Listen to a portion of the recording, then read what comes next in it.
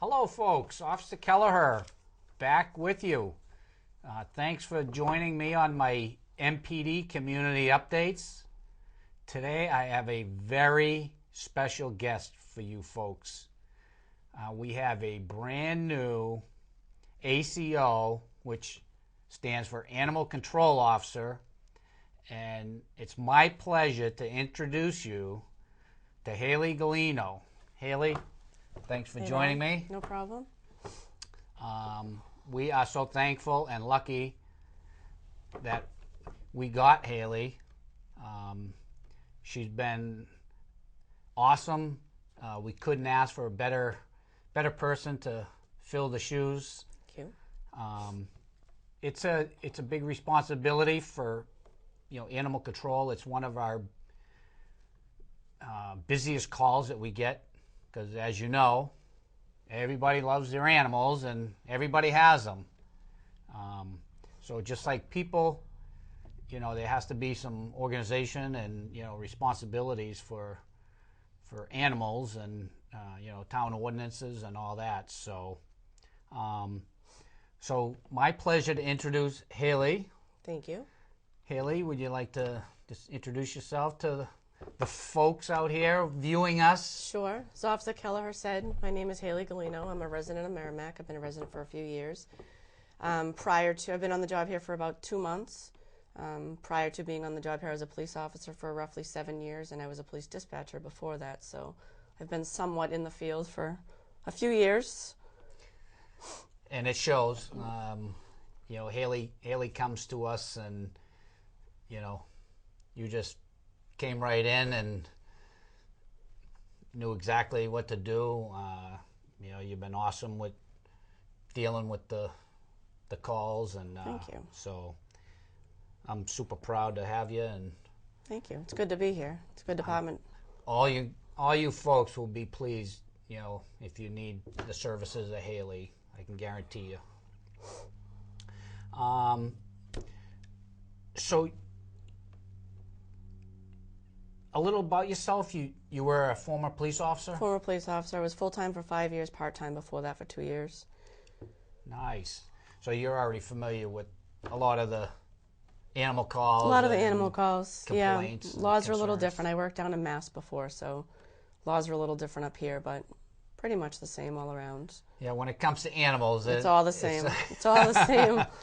People and laws, maybe a little, little variation, but yep. Animals is all pretty much the same. A little different how we might deal with them. Yep. State by state. But yep. And town by town, every town has different laws, so different ordinances. Yep. Can you just tell the folks, why you wanted to be the ACO for Merrimack? Sure. As I said, so I've been in law enforcement in some way, shape, or form for about 14 years, with a little bit of break in between to be a mom.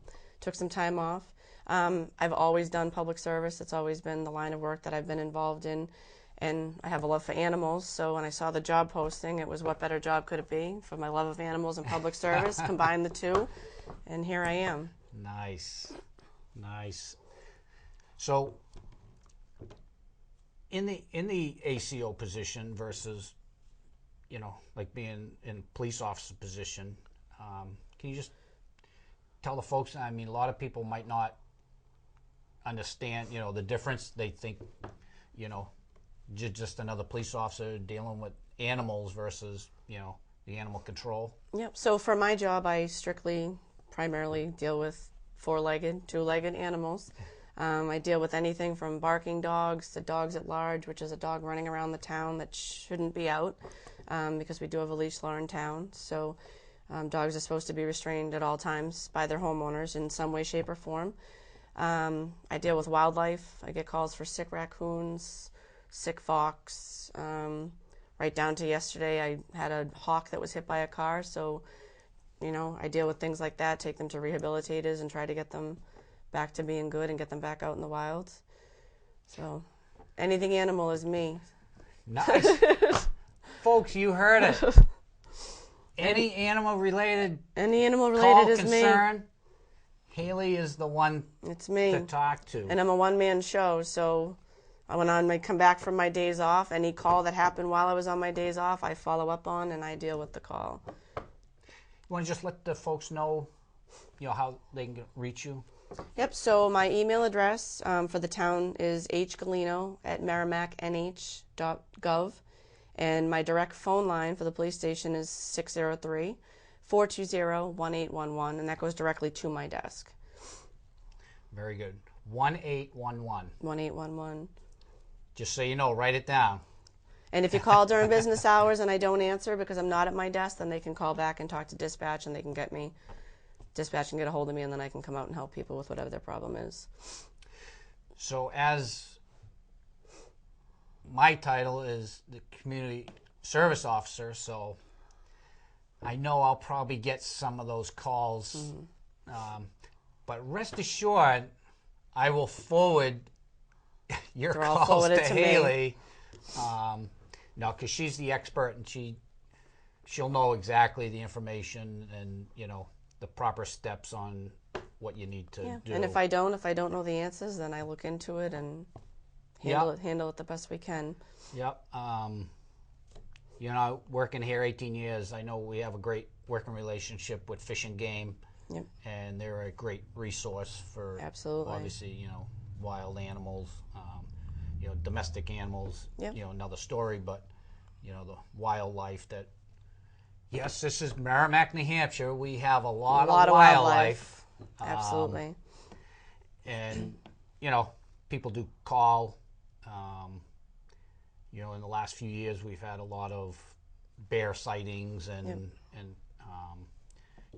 And the big thing was telling people, stay away. Yep. There's nothing we can do. We're not going to relocate them. Yep.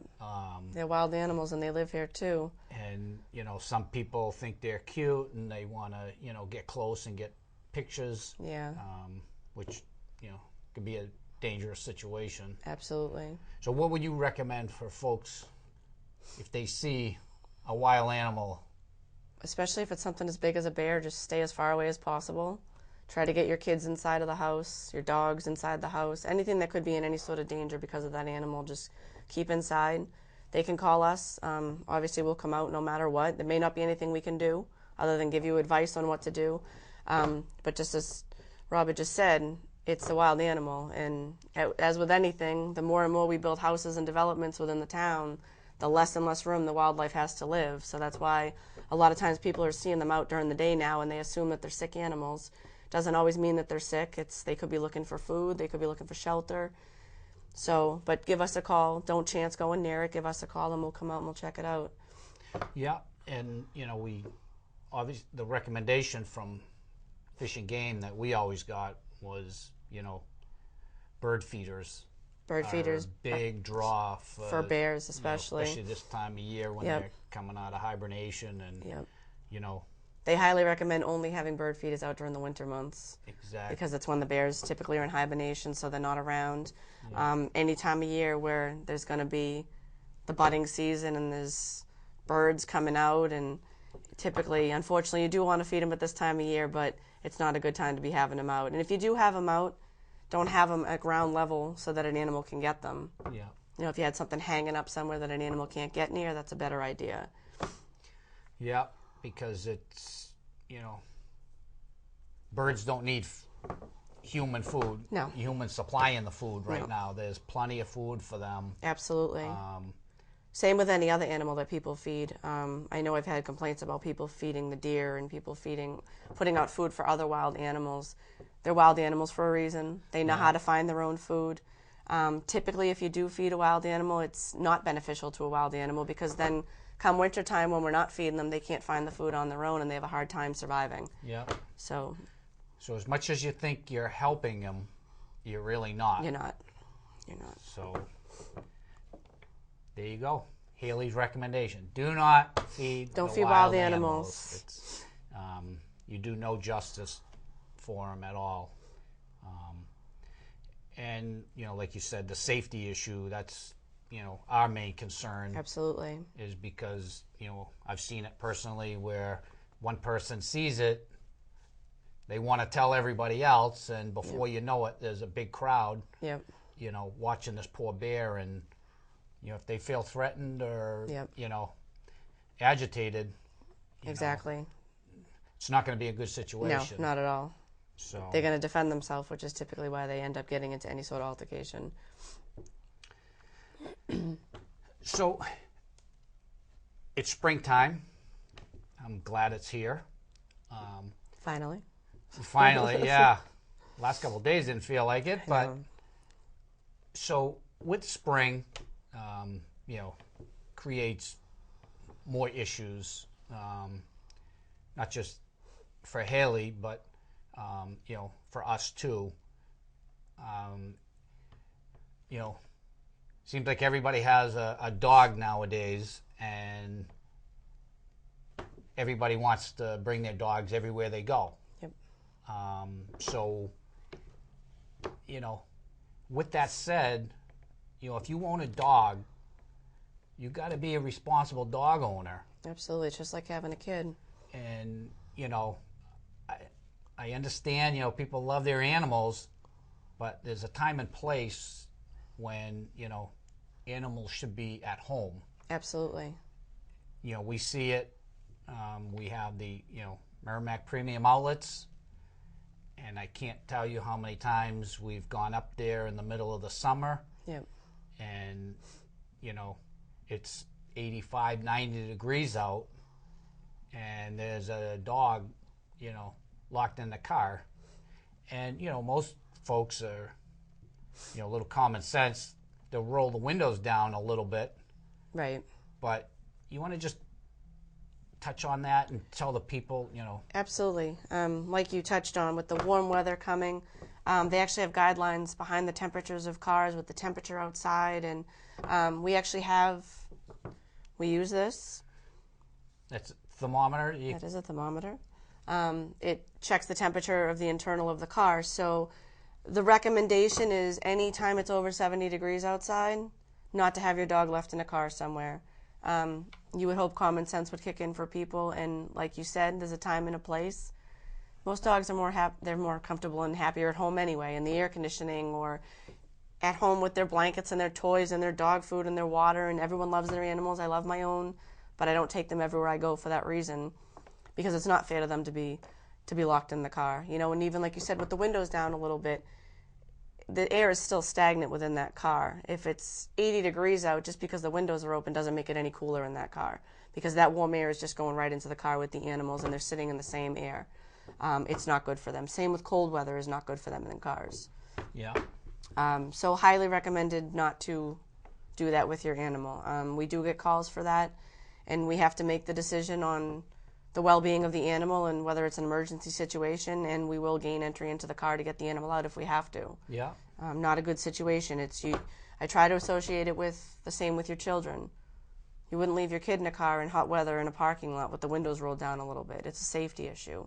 Absolutely. And it's a safety issue for many different reasons. Some little kids see a dog in the car, the windows down, they want to go over and pet it and play with it. Not a good situation. Most dogs become very possessive and very territorial when they're inside of their owner's car. Yeah, that's what they're protecting their environment. That's their domain. That's what they're going to protect, and they may bite someone, which is going to cause a whole other issue. So strongly recommended, leave your dogs at home. Unless you're taking them to and from somewhere to go to the dog park, go for a walk. Right. Try not to leave your dogs in a car. But if you're going to the mall and not a good idea. You're going to shop. Exactly. Like I said, they do recommend 70 degrees. It says, I have a piece of paper here. I'm going to zoom in. So it says right on it, 70 degrees is too hot to leave your dog in the car.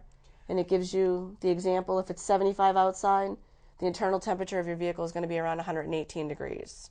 And then it just goes up from there. So on a 94-degree day, it's going to be roughly 145 degrees inside of your car. Wow. So 94 degrees, folks, outside, or say from 75 to 90, anywhere in between there, your car is well over 100 degrees. Exactly. Very dangerous for the animal. And if people don't know, I'm no veterinarian, but I do have a little bit of knowledge of, dogs and over the years. Dogs cannot sweat. They don't perspire, so they do not have a natural mechanism to cool their down. body. Correct. So that is the most dangerous part of, having an animal in a vehicle. People don't understand that. They'll look at the dog and they say, the dog looks fine. Yep. Well, it's going to look fine all the way until they die. Exactly. Because there's no physical signs other Until than it's too late, panting. typically. Yep.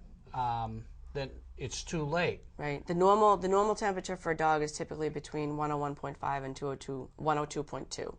So 101.5 and 102.2. So inside of that car, the temperature of the dog is going to go up very quick. Yeah. And they typically say, around 107, 108 for a temperature of a dog is when it starts to affect its brain. Yeah. And can cause permanent damage. So. And a lot of folks don't realize that that's what happens. Yep. The internal injuries long start before Yep. any physical, appearance of Same as a injuries. human. I always try to tell people to treat your animal the way you would treat your child, because it's one and the same. And I can tell you, us here at Merrimack PD, we take that very serious. And, if people want to be negligent, with their animals, There's going to be consequences. There's It is a severe misdemeanor. Consequences. It is a misdemeanor under the eyes of the law to Yep. endanger your dog in that way. So people do need to understand that there are consequences. Yep. So, folks, please, we understand you love your animals, but at the same time, you have to be responsible. You own that animal. You're, not only legally responsible to, feed it and take care of it, Yep. but you're legally and obligated to, take care of the danger, the obedience of the dog. Yep. All Vaccinations, everything that goes along with having a dog. Registering your dog through the town. It's that time of year. Rabies vaccinations. Actually, they're supposed to have them registered By May 1st. May 1st. So if you're viewing our show and you said, oh, my dog isn't registered, you're in violation of the town ordinance. So please go, we're not going to come looking for you, but do the right thing and come register your dog. Absolutely. And people need to understand, too, that registering your dog there's so many different benefits to it. A huge one is if we do have a dog that gets loose in town and is running around that I happen to pick up, we have one back at the station right now that I just picked up this morning, has no town tags on it. If the dog is not registered, I have no way of tracking where that dog lives unless someone calls and says, I lost my dog. Yeah. So until that happens, we have to hold on to that dog. Typically, they get sent up to Bedford to the Animal Rescue League, and they have to stay up there until the owner claims them. Whereas if they just had a town tag on that I could look up in the book, I could find out exactly where that dog lived, what its name was, who the owner was, and it makes it way easier for the dog and a lot less stressful for the dog because they're not out of their environment for a long period of time. Yeah. We can get them back home where they're happy, and that's ideally what we want to happen. That's a great point. Also, if the dog bites somebody or gets bit, Yep. that information is handy. The information is very important. And then we know, too, that if that dog is registered through the town, it means that their rabies vaccinations are up to date. So if I do have a stray dog that happens to bite someone, I can let that person know they're up to date on the rabies vaccine. You shouldn't be in any danger of anything. Yeah. But like I said, without that information, it makes it very difficult for me to track the person who it belongs to and pass the information on to the person who was bit by the dog. Yeah. So it's all very important information. So there you have it, folks. It's not, the town just looking for, you to register your dog. It's very important. And, like you said, there's certain protocols that have to be done, especially, through vets and stuff. Yep. if they get a dog or they get a report of a dog bite, Yep. they're mandated to report report it to us, you know, for further investigation. And Yep. if you have, you know, it registered properly, and you know, it makes makes things so go much much easier. smoother. Absolutely. Not only just for the dog, but for you. You know, if we find out after the fact, you know, it's not registered or whatever, you know, there's going to be consequences for that, obviously. Right. There is fines for that. Another way, going back to us tracking the dogs, if they don't happen to have a town tag that I can trace through that, a lot of times we use the scanner, the ProScan, for dogs that do have microchips that were implanted in them, whether as a puppy or later on in life. This comes in handy. It's huge. You might want to try it on me. I might have a chip. See if you might have a chip in you. So basically what we do, we scan this over the dog, or it runs over the back to see if the dog does have a chip inside. It'll give us the information as to what company the chip was produced from and who they're registered through. I then get a phone number from the internet. I call that phone number. They give me the owner, the name of the owner. They give me the phone number for the owner and the location where the dog belongs. So that's another huge tool with getting dogs back home as quick as possible. Nice. So I just learned through Haylie that when you get your animal chipped, you have to pay a yearly fee, service fee for that chip. Yep. I didn't know that. Yep. It's not expensive, and it's well worth it. Yeah. Well worth it, especially if you have a dog that gets loose here and there. It's an easy way to get them back home. So you folks that have your animal chipped, you know, hopefully whoever chipped it for you lets you know that. But you know, talking with other people, they didn't know that either. You know, myself included. So. You know, just remember that just because you got the chip put in, you know, make sure you have to renew that every year. It has to be an active registration every year. It has to be renewed. Good to us. Yep. And there are situations, too, where it happened with my own dog. My dog had surgery to have a tumor removed. And apparently the chip got removed with the dog, with the tumor, when the surgery is taking place. Oh, boy. So that can happen as well. So when you do go to your vet for yearly exams, just have your vet run a scan on your dog just to see if they can still find the chip and if everything's still active. And then if it's not, you can take care of it. Either have it redone, have it reactivated, whatever it may be. And that way it's like a GPS for your dog. Nice. And I love it. It makes it easier for everybody. Yep. Because unfortunately, we can't have Haylie 24/7. Can't. I'm one person. One person. As much as we would love to have her. So, you know, she trains the officers too, knowing what to do, especially, you know, when she's off. So, so let's talk. You know, there's a couple key things that we're always dealing with. One is, you know, barking dogs under the nuisance. Yep. The town ordinances. And the other one is the, you know, dogs running at large. Yep. Can you just tell the folks what the town ordinance is on Sure. those? So for the barking dogs, which is a huge thing in town, we get a lot of complaints about it. Because it is a nuisance. It is a nuisance, and no one wants to listen to it. It is a nuisance. It's got to try to be under as much of your control as possible. They are dogs. They do bark. That's how they talk. That's how they communicate. But there's a line between a nuisance and a dog that's just barking once in a while. Basically, by town ordinance, anything before 8 a.m. is a nuisance. Whether it's 5 minutes of barking or not, it's a nuisance to people. No one wants to listen to that. During the night, before 8 a.m., anything like that. During the day, anything that extends a period of a half an hour. Even a half an hour, to some people, they don't want to listen to it. Yeah, I would. We try to encourage people, if you do have a neighbor that you have a problem with a barking dog, try to keep track of it because, like, as I said, I'm only one person. The officers have a lot of other stuff they're dealing with. If people can keep track of when it's happening, how long it's happening, that's a huge help to me to go out and talk to that person who is the owner of that dog so that I can try to get it under control and give them different options to help with the barking, whether it's closing your windows, a bark collar, whatever may work for that dog. And I usually tell them, I don't really care what you do because it's a nuisance to other people. You own that dog. It's your responsibility to control that dog, just as it would be for your children. Absolutely. The second thing, which through town ordinances, is dog at large, which for people that don't know, dog at large is a dog that gets loose from your yard and runs around other people's neighborhoods.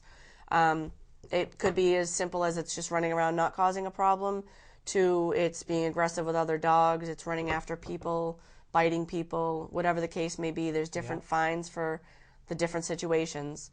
Under the leash law in town, your dog has to be within your restraint at all times. Restraint, in definition for the town ordinance, is under your control. It doesn't technically have to have a leash on under the leash law, but it does have to be in your control at all times, meaning if you're out walking little Brewski down the street and you take him off leash because he wants to be, he'll walk next to you and he listens to you. If he were to see a wild animal and run after it, if you call him and he stops and comes back to you, that is him being within your control and under your restraint. If he takes off and keeps running, he's not in your restraint. So 99% of dogs out there will not come back to you when you call them. So unless you're a police canine. Unless you're a police canine and you're that well trained, my recommendation is to always have your dog on a leash to avoid any problems with anyone else. Any other dogs, any people. It just makes it easier for everybody. Absolutely. I agree 100% with Haylie. As you should. And I hope you guys all were educated. I hope you got a lot out of this show this week, this month. And one more thing before we end. Next Saturday is our annual Merrimack Police Open House. Okay, it's a fun-filled day. We have all kinds of events going on. We have some awesome static displays. We have Fish and Game coming with their trailer so you can learn all about the wildlife in the state of New Hampshire. We have all kinds of cool demos. So please, come on out. Parking is over at the J. Muse School or church parking. You can use O'Gara Drive. You can use the Legion parking lot. It's all free. We have a balloon guy who's incredible. He will make you anything you want. We have face painting for the kids. We have, like I said, all kinds of demos for every age group. And we're actually going to have a live taser demo. One of our new female police officers that we hired, she stepped up and she's going to be taking the taser demonstration. So that is going to be pretty exciting. It's pretty exciting. As we all have been exposed to the taser. Yeah. It's not fun for us. But it's fun to watch. It's fun for the audience. It is. So please come out May 13th, 10 to 2, right at the police station. All right, and thank you very much. We'll see you next month.